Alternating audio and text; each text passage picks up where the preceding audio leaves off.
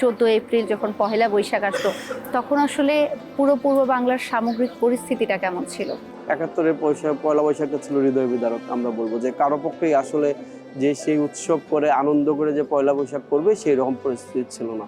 71-এ যে উত্তাল পরিস্থিতি ছিল, যে যুদ্ধ পরিস্থিতি ছিল দেশে, সেই সময় কি আসলে রমনার বটমূল বা ছায়ানটে কি কোনো অনুষ্ঠান আয়োজন সম্ভব হয়েছিল?